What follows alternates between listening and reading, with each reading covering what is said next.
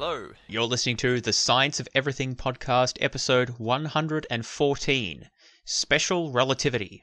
I'm your host, James Fodor. So, it's been a long time coming. I've been wanting to do this episode for probably about 10 years, and I've spent a long time trying to understand special relativity, both formally in my physics education and then doing my own reading and research and playing around with things. And I've been working on this episode for quite a long time now, and finally I've decided that, it's come to the stage where I'm happy to put together the material and, this is the resulting podcast. So, special relativity is a notoriously difficult topic to understand. The mathematics of it are fairly simple, but conceptually it's just very hard. So, this episode is an attempted introduction to special relativity that doesn't assume really a lot of math background, and really what I'm focusing on is the conceptual understanding of the principles of relativity and why they happen, why it works that way, and resolving certain paradoxes and misunderstandings and so forth. So, recommended pre-listening for this episode is episode 13, Newtonian Mechanics, and that's basically just to sort of give a bit of a background as to what comes before special relativity or what it's sort of building on.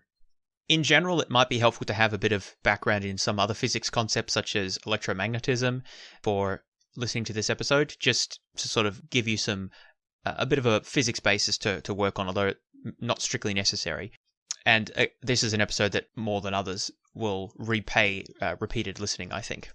So in this episode, we're going to talk about the historical background of relativity, a little bit about Einstein and how he came up with the idea and how it relates to electromagnetism and so forth.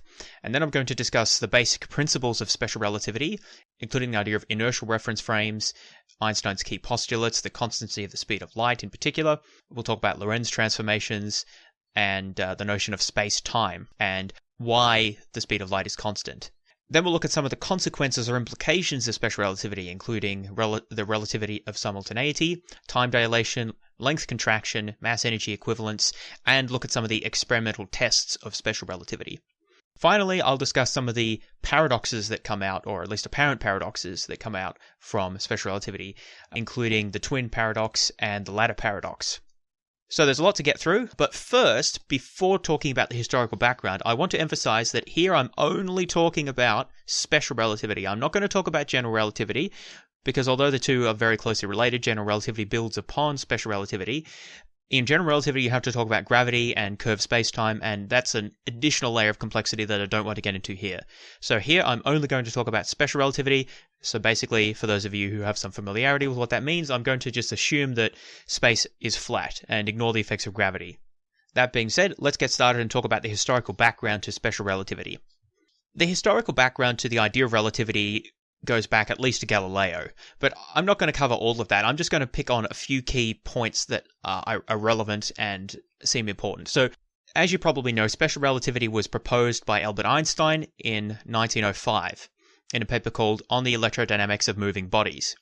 And that name already gives you a hint about what he was thinking about, because electrodynamics is basically a concept from electromagnetism, and he really developed the idea of relativity theory while thinking about some of the ideas of electromagnetism and their implications.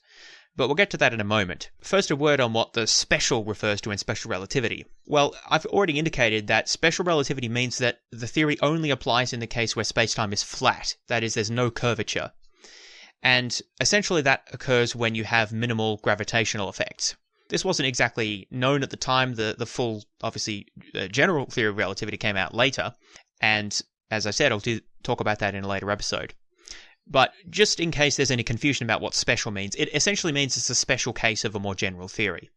Now, the defining feature of special relativity is that time and space cannot be considered separately, as had previously been thought by Newton and Maxwell and others coming before Einstein. Rather, space and time are interwoven or mixed up together in a single continuum, which is called space-time, which is written as a single word. This means that events that occur at the same time for one observer can occur at different times for another observer. That also applies for space as well. Events that occur at the same space for one observer occur at a different space or at a different location for another observer. And we'll talk about this more subsequently. But this is really the idea of relativity, that time and distance are relative to your reference frame, and so vary from one observer to another. So that's what the name refers to. Special means basically not gravitational, flat spacetime, and relative means that distances and times are relative or depend upon the observer or the reference frame that you're measuring it from. Now, a bit more background about what Einstein was thinking about. In the 19th century, the theory of electromagnetism was developed, and in this theory, light travels as a propagation of electromagnetic waves. And because all other waves that we know about require a medium, such as water waves, sound waves in air, and so forth, 19th century physicists also hypothesized the existence of a substance called the ether, which was a material that light propagated through as it moved, or at least the electromagnetic radiation propagated through to give rise to light as it propagated along. And the idea of the ether was that it was so fine that it didn't interact with ordinary matter, but provided just enough matter or substance to carry light waves. So basically, according to this theory, electromagnetic waves were waving the ether. That was what was sort of waving to give rise to the propagations. Now, with this idea came the question as to whether the ether was moving relative to the Earth, or whether the Earth maybe dragged the surrounding ether along with it, or something like that, as a ship drags along some of the surrounding water. And to investigate this question, well, a number of experiments were conducted, but one of the most famous ones is called the Michelson-Morley experiment, which was conducted in 1887. And the idea here was to determine the speed at which the Earth was moving relative to the ether, so this hypothetical medium that light was supposed to travel through. Now, they used a device called an interferometer, and although the precise setup was rather complicated, the basic idea is that you have a shining light through a half-tempered mirror, so that means that basically half the light can pass through and then half of it's reflected off the surface. And this allows you to split up a beam of light into two components. One passes through and sort of travels along in the same direction, and then the other is sort of deflected to the side. So basically, you can separate out a single light wave into two perpendicular beams, one sort of moving vertically and one moving horizontally. And then basically what they did is that they rotated this around, or this was sort of rotated around as the Earth moved, and the interference pattern between the two beams of light was compared to see if it changed, essentially, when as the Earth was moving around the Sun, or also as the Earth was rotating. So again, the details are complicated there, but the long and the short of it is that they expected to see a difference in the interference pattern between these beams of light as the Earth moved. Basically because if the Earth is moving in one direction, then it will be the speed of light as measured with respect to the Earth will differ depending on whether you're measuring it along the direction of the Earth's motion or perpendicular to the direction of the Earth's motion.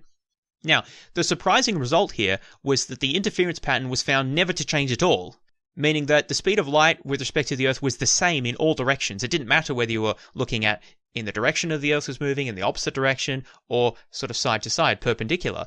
It was always the same. Now, this didn't really make sense with respect to the idea of the ether, because the ether was supposed to be something that just existed throughout space, and the Earth moved with respect to it, and so the speed of light should depend on the Earth's motion with respect to the ether, and therefore that should be measurable as a change in the speed of light. But they didn't find anything.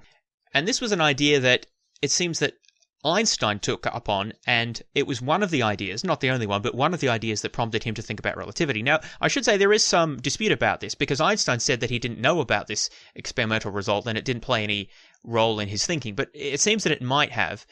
At any rate, it's certainly important for thinking about the general development of the ideas around this time, sort of turn of the 20th century, even if we can dispute the exact extent to which it influenced Einstein specifically. Now, the other big thing that influenced the thinking around this time, apart from the failure to detect the ether, was electromagnetism, as I mentioned before. Electromagnetism is a very interesting theory. It was the most successful physical theory known at that time, that is late 19th, early 20th century. But there was one very interesting implication of this theory, which related to the relationship between magnetic and electric fields. Now, this is something that we've discussed in previous episodes on this, so go back to listen to some of those if you're interested. But the long and the short of it is that there seems to be some interesting asymmetries resulting from Maxwell's equations that don't appear to be inherent. That is, they seem to depend on our description of the phenomena rather than the phenomena itself. So let me explain this in a little bit more detail.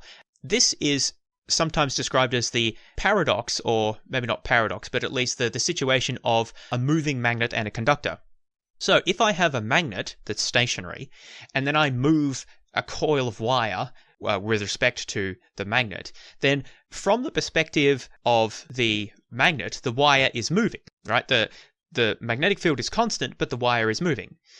According to Maxwell's equations, the electrons that are in that wire will, because of their motion relative to the magnetic field, experience a force that pushes them along, causing a current in that wire. All well and good. But what happens if I look at the same situation, but instead of from the perspective of the magnet being stationary and the wire moving, I now imagine I'm sitting on top of the wire. And so from my perspective, I'm not moving, the magnet is moving towards me, meaning that the magnetic field is changing. In this situation, Maxwell's equations predict that an electric field will be induced around the magnet, and thereby the electric field will cause a current to flow in the wire. In this situation, the result is the same. Current will flow in the wire. It will be in the same direction and the same magnitude, assuming the motion is the same in both cases.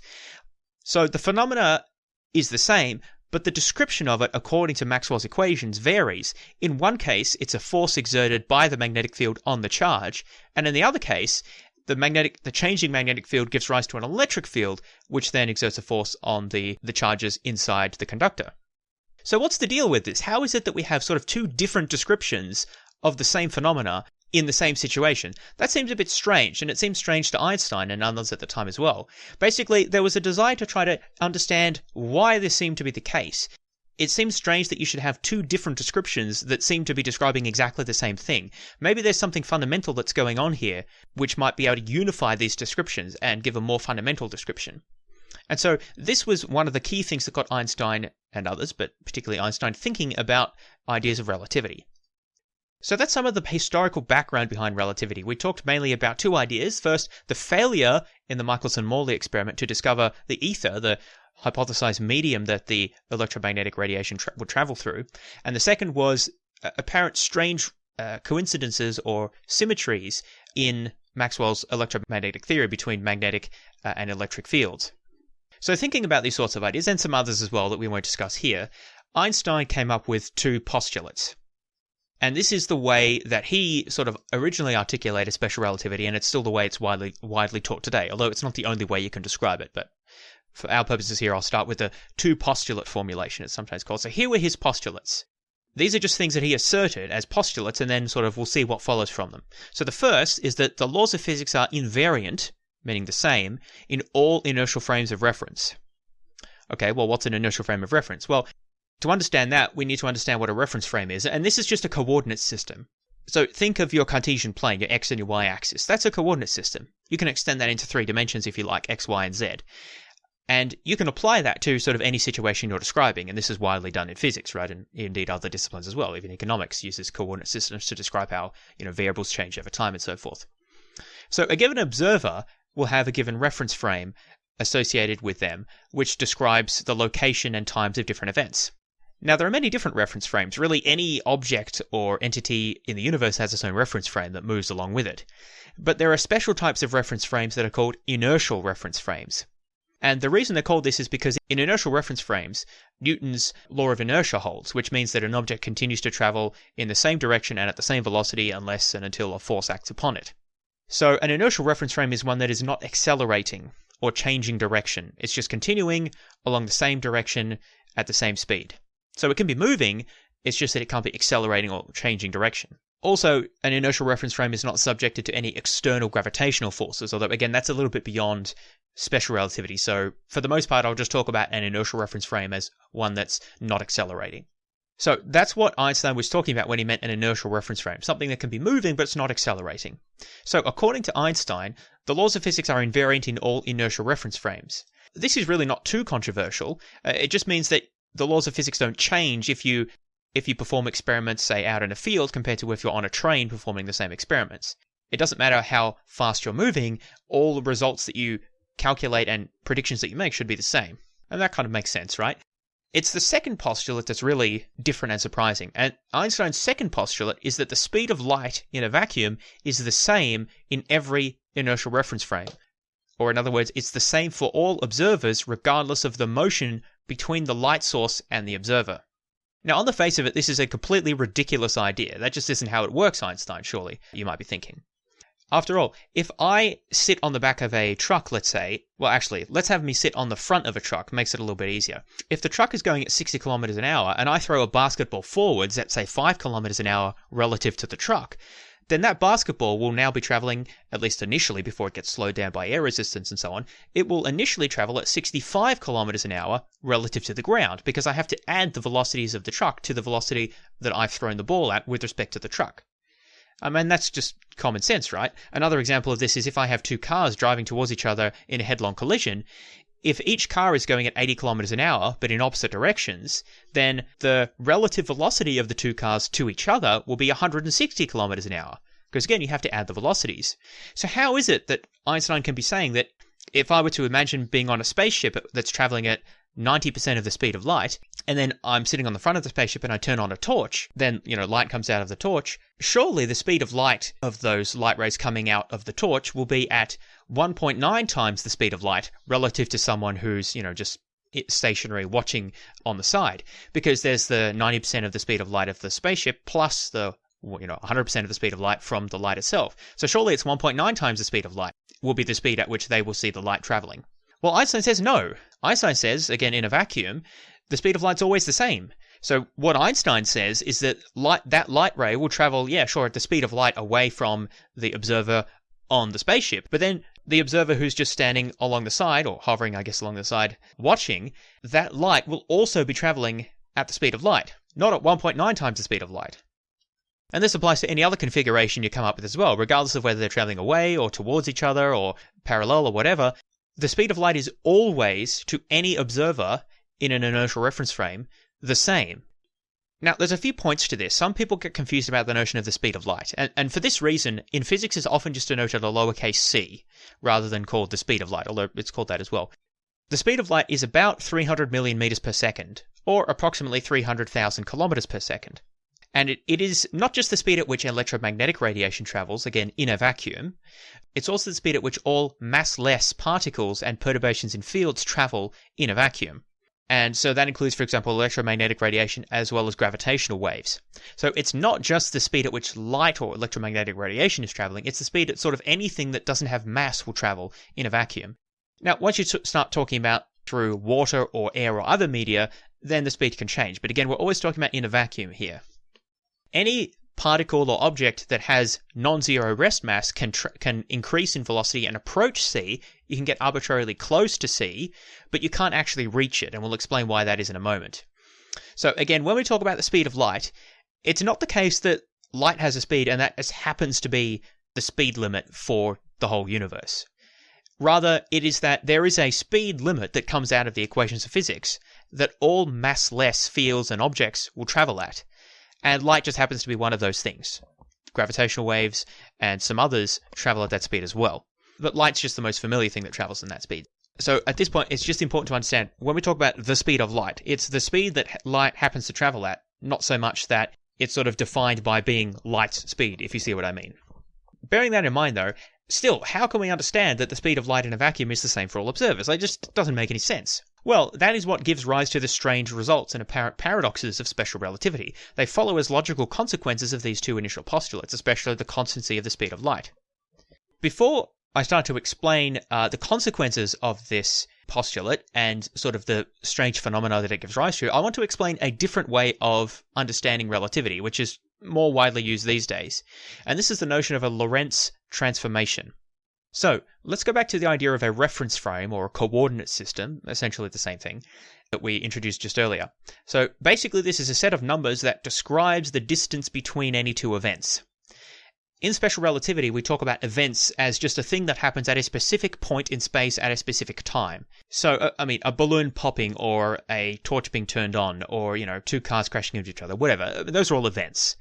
Now, technically they're extended objects, so, you could break that down into which particle exactly we're talking about. But because we're generally talking about, the size and space of the universe and long periods of time, whether it's a fraction of a centimeter here or there or whatever, it doesn't matter that much. So I'll just talk about all these things as if they're just point events that occur at a precise point at a precise time. Now, the thing about different reference frames is that different observers will have different numbers that they'll attach or different coordinates that they will ascribe to the same events. This is familiar, and the classic way that we transform coordinate systems between observers is called Galilean transformations.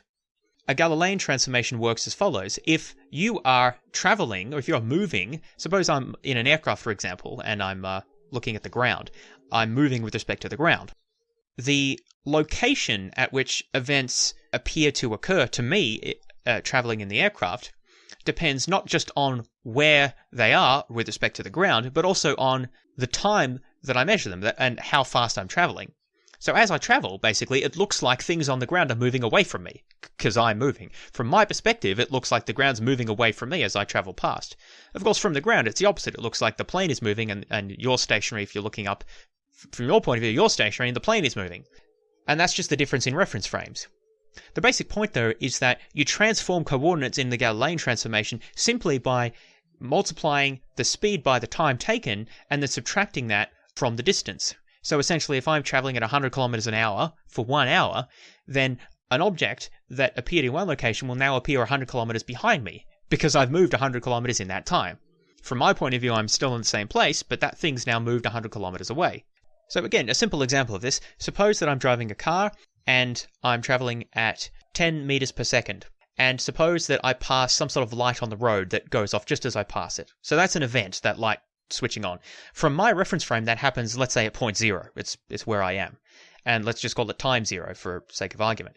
Then I travel 10 meters in 1 second. Let's suppose that the light blinks on and off very quickly, and then 1 second later, it blinks on again. But now I've moved. I'm 10 meters ahead of where that light turned on. From my point of view, it looks like that the light's moved 10 meters behind me.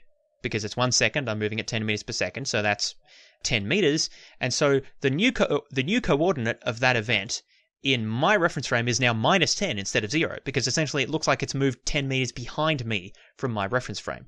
And that is a simple example of the Galilean transformation. It's how we transform coordinates in everyday ordinary context.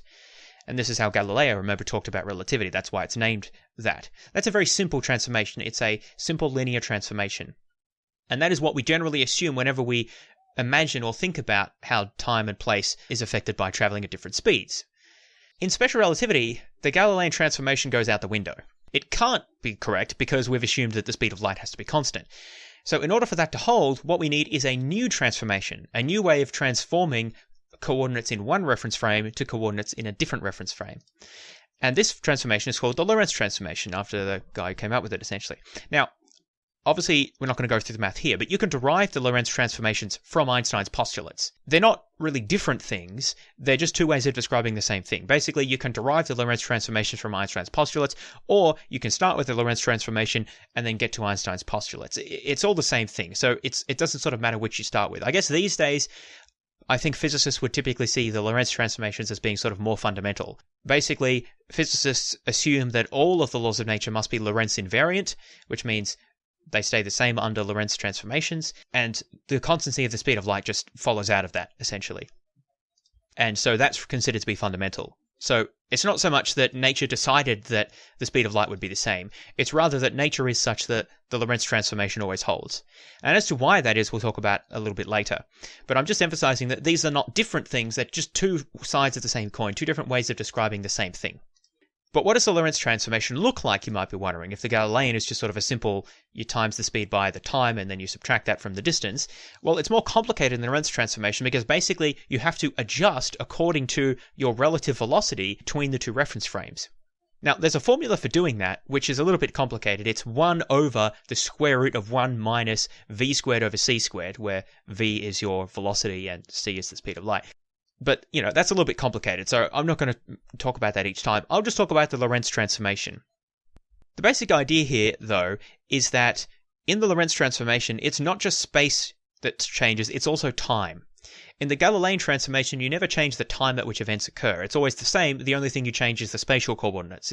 As I move, it looks like things are moving with respect to me, and so I assign them a new coordinate value in my reference frame compared to a different reference frame. It's the same thing in the Lorentzian transformations, it's just that I now need to transform space and time.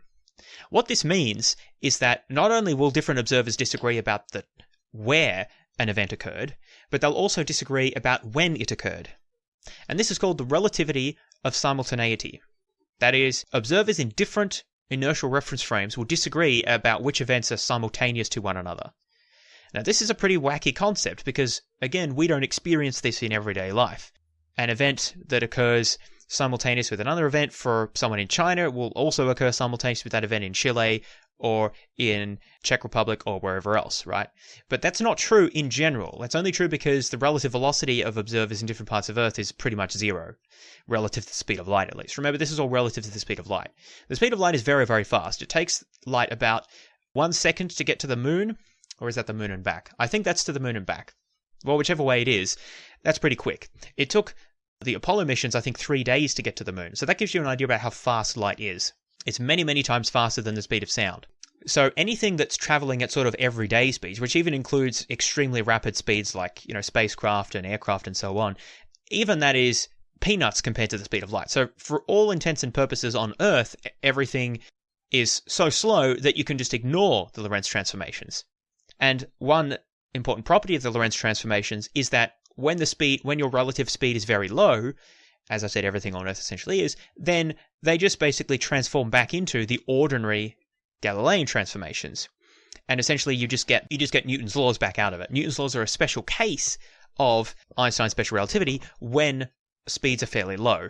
So special relativity doesn't exactly replace classical Newtonian physics. It's more that it extends it into a new domain, into the domain of very high speeds, where Newtonian mechanics goes wrong. But anyway, that's a description of sort of how these transformations work, and it's sort of how we operate in special relativity. What we do is we take an event, or generally two events, and then we ask, what are the coordinates of these events in one reference frame? And then we apply the Lorentz transformation and work out what the coordinates of those same events are in a different reference frame. And the reference frames are just defined by their relative velocity. Remember that there's no absolute velocity in special relativity. It doesn't make sense to say how fast is something going in special relativity. And this is one thing that I think is often not taught very well, especially at the high school level, when special relativity is discussed, because a lot of the examples will talk about the velocity of something as if it's absolute, as if there's an absolute velocity that the spacecraft is traveling at or whatever. But this is false. There's no absolute velocity in special relativity, and this follows from Einstein's first postulate that the laws of physics are the same in all inertial reference frames. You can't distinguish between something that's stationary and something that's moving by doing any experiment, Einstein says, because the laws of physics are all the same, so the results are always going to be the same. As long as you're not accelerating, the results are always the same. So there is no way to tell whether you're moving in an absolute sense. You can only define motion relative between one reference frame and another reference frame. Therefore, the difference between reference frames is really just purely defined in terms of their relative velocity. One way to think about that is that if you imagine that you have two spaceships traveling towards each other at, say, 100 kilometers an hour, then in terms of special relativity, it doesn't really matter whether they're both traveling at 100 kilometers an hour towards each other, or whether one is stationary and the other is traveling at 200 kilometers an hour, because it's really the same thing. All that matters is their relative velocity, not their absolute velocity, because according to special relativity, there is no absolute velocity. So always bear that in mind. When we talk about velocity, we just mean velocity compared from one reference frame to another, not some sort of absolute velocity compared to some sort of absolute reference frame, because there is no absolute reference frame. Now, to further expand on this idea, I need to introduce the idea of space-time. I've kind of already alluded to this. Early on I mentioned that in relativity, space and time cannot be treated separately. You have to consider them as part of a whole. They're sort of fused together in this sort of entity that we call space-time. Or technically it's a manifold, but that's more for general relativity. Space-time is four-dimensional. There's the regular three spatial dimensions, and there's a time dimension. Time dimensions are converted into spatial dimensions, it's so-called spatialized, by multiplying all time by c, the speed of light. And that's not arbitrary. There's a very good reason to do that, and basically because that's what allows the space-time interval to be Lorentz invariant. So if you used any other speed, it wouldn't make sense. So again, it might seem arbitrary. Well, how do we know that converting time to space, that the correct way to do that is by multiplying by the speed of light? Why not the speed of anything else? Well, again, it's not because it's the speed of light. It's because it is the upper limit on speed that is possible in the universe. And it's the only speed that will give you Lorentz invariance. So basically we can compare all distances between events to each other, whether it's time differences or space differences, distances in time, distances in space, they can all be compared to each other just by multiplying time intervals by c.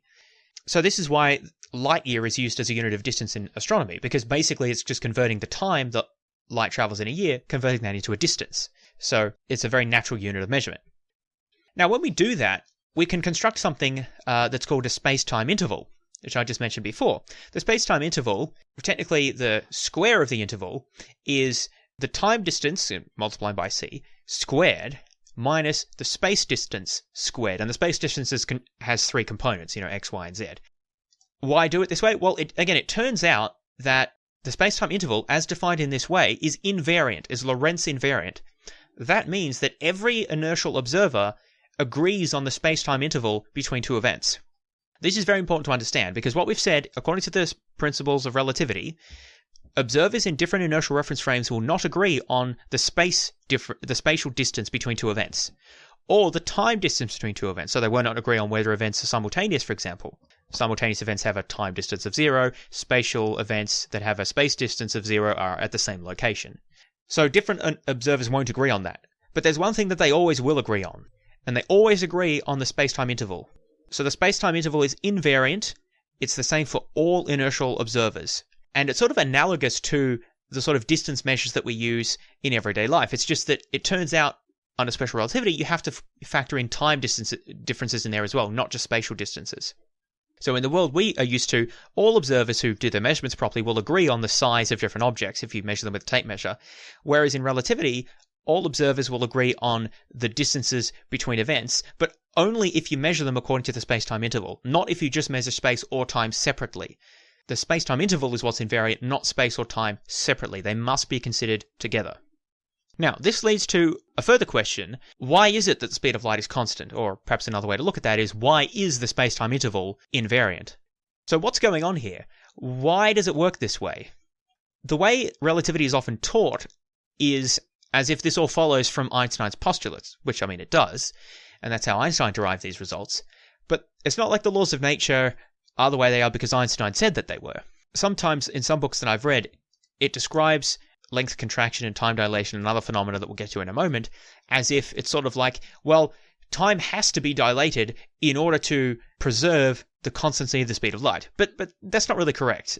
The speed of light's it's not like nature's trying to ensure that the speed of light's constant and it dilates time or whatever to preserve that.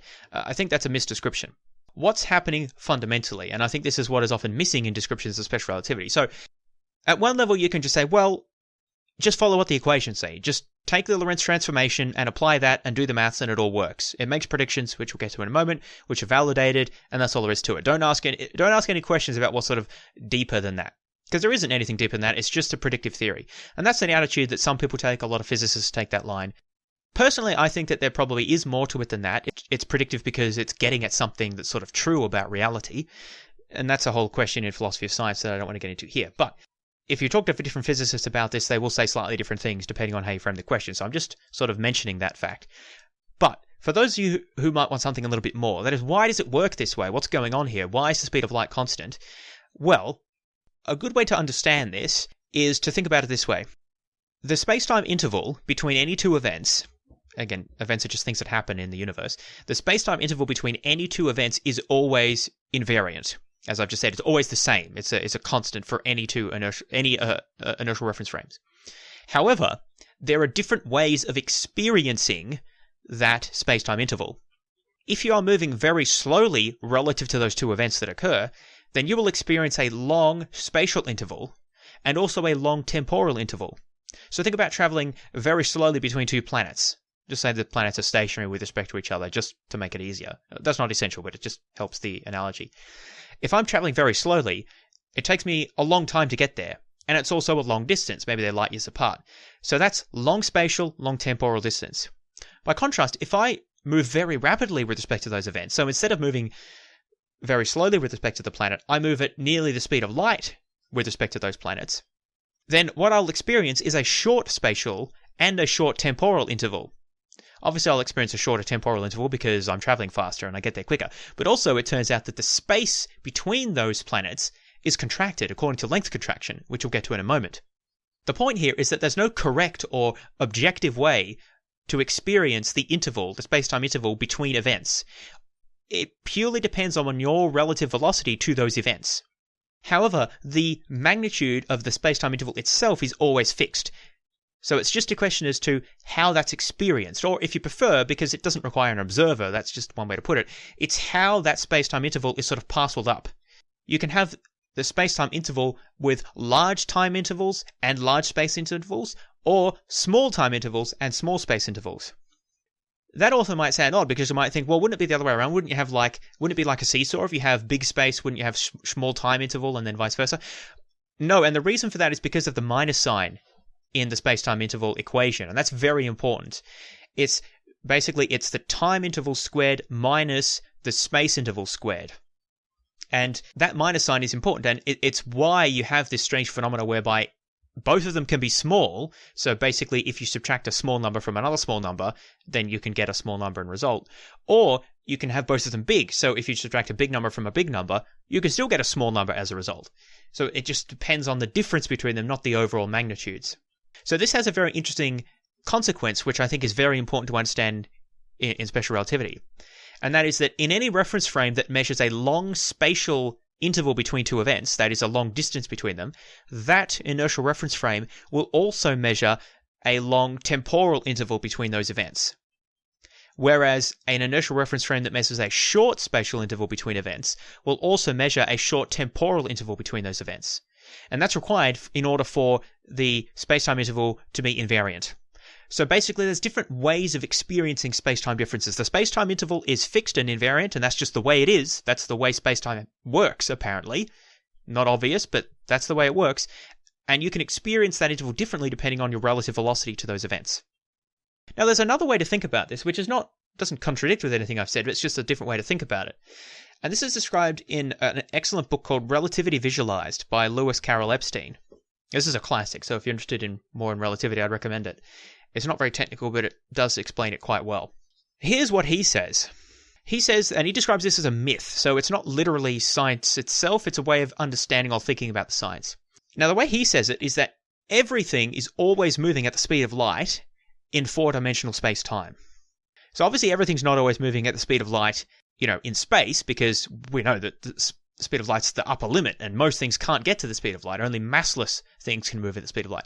But what he's saying is that in 4 dimensions, everything is moving at the speed of light. So basically the idea is that light moves at the speed of light entirely in the spatial direction. And for if you imagine sitting on a photon as it traveled through space, which is what Einstein imagined, sitting on a ray of light and thinking about what it would see, time is stationary for light. That is, light exists sort of at all parts of its temporal existence at sort of quote-unquote the same time, because it doesn't see any temporal intervals. It's all spatial for light. However, slow objects, like planets and people and so forth, are almost stationary in the spatial dimension because we're barely moving in space. But in time, we're moving very rapidly. In fact, you could say we're moving at the speed of light in the time direction. And those are the extremes. Not moving in space, but moving maximally in time, or not moving in time, like a photon, but moving maximally in space. But you can also have intermediate levels where you're traveling, fairly fast, but not fully the speed of light. So you travel at some amount of speed in space and some amount in time. It's important to understand that when we say, you might think the speed of light in time doesn't make a whole lot of sense, because how can you have a speed in time? Well, the way to understand this is in terms of thinking about how many units of one elapse for the unit of the other. So that is, we normally define speed as distance over time, right? The amount of units of distance you travel per unit of time. But you can kind of, again, in a special relativity way, and sort of in a vague way as well, just sort of to understand it, you can kind of flip it around and ask how fast is time passing in terms of time relative to number of units of space that you've traveled. So photons don't move in time. That is, the amount of time that elapses for them relative to the distance that they move in that time is effectively zero. So just like an object that's not moving, that's not changing location in time is sort of stationary in space, a photon that's moving at the speed of light but never really changes location is stationary with respect to time. And so that's the sense in which we can talk about speeds. It's sort of about the balance between how you traverse the four-dimensional space-time interval in terms of whether that's more in the space or more in the time directions, or dimensions may be a better way to say it. Remember, of course, that there are 3 spatial dimensions. I'm just simplifying here, imagining if there's only one spatial dimension. So again, that's not exactly part of the physics. That's a interpretation or a myth, as he describes it, that Epstein offers in his Relativity Visualized book. And I think that is a good way to think about this, as if photons are sort of stationary in time, just as a sort of stationary object is stationary in space. And all objects sort of traveling at velocities between those extremes of 0 and c have sort of intermediate velocity. So everything is sort of traveling at the speed of light, but they're just doing it in sort of different dimensions. Are you traveling more in the space dimension or more in the time dimension? And you can change that sort of trade-off, but you can't ever slow down. As he says, you're always traveling at the speed of light. It just depends on sort of how you're directed. And this is another way of, I think, putting what I said before about the space-time interval between events is always fixed. You can just change how you experience it. You can experience it as short spatial and short temporal intervals, or as long spatial and long temporal intervals. And whether you experience it in one or the other depends on your relative velocity to the events in question that you're moving between. So hopefully those interpretive moves help for understanding what's actually happening here. Fundamentally, this all arises out of the way space and time are at the sort of most basic level. And they seem very strange by our standards because we don't experience space and time at the most fundamental level. We experience it in the ordinary everyday, from our point of view, primates living at the bottom of a 10-kilometer thick atmosphere on a planet orbiting the sun, at a very specific part of the universe with a very specific set of phenomena that we're familiar with. So that's why these things seem very strange to us. But they're not contradictory, and in fact, that these theories are very well confirmed by a huge range of experiments. Special relativity is one of the best verified theories in all of physics. Now, at this point, I just want to go back to something that we discussed earlier, which is about how Maxwell's equations led Einstein to think about some of the initial ideas of special relativity, particularly the fact that there seems to be this strange way in which electric and magnetic fields can kind of vary depending on your point of view or the reference frame in question. With the example of the wire that's moved towards the magnet, whether you consider an electric or magnetic field to be formed depends upon which frame of reference you consider. And the way that this is currently understood is through what's called a covariant formulation of classical electromagnetism. So it's really the same as Maxwell's equations and, classical electromagnetism of the 19th century. It's just essentially written or formulated slightly differently. And the basic idea is that there is this construct, which is called the electromagnetic tensor. And without going into the details of the maths, it's basically like a 4x4 matrix, which describes the components both of electric and magnetic fields, and essentially, depending on your reference frame or depending on the Lorentz transformation from one reference frame to another, one person will observe something exhibiting electric fields, another will observe it in terms of magnetic fields, and then some reference frames will be a combination of the two. So this is essentially a generalization of Maxwell's equations that allows them to be what I said, manifestly covariant, which means Maxwell's equations were always Lorentz invariant. That is, if you apply the Lorentz transformation formula to the equations and you work through the math, you get the same results. So in terms of the predictions about the forces that apply to the particles and the changes in velocities and accelerations and so on, every frame of reference agrees.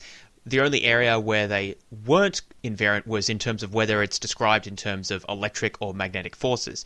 And this covariant formulation, or manifestly covariant formulation of Maxwell's equations, fills in that loophole. Basically, it ensures that the description is always the same or consistent from one reference frame to another. And that's done through the electromagnetic tensor. And it actually reduces the number of Maxwell's equations from 4 to 2 as well, because now you can combine some of them together. Because basically, there's no fundamental difference at a relativistic level between electric fields and magnetic fields. That is dependent on which reference frame you are. Everyone will agree on the accelerations and the forces and the positions of the particles and so forth, but different observers will disagree as to whether a given phenomenon is due to electric or magnetic forces. So that part of it is relative, but the electromagnetic tensor and the forces and accelerations, that is invariant or Lorentz invariant, so the same for all reference frames. So that is how special relativity is able to sort of resolve this apparent paradox that led Einstein to start thinking about these questions in the first place.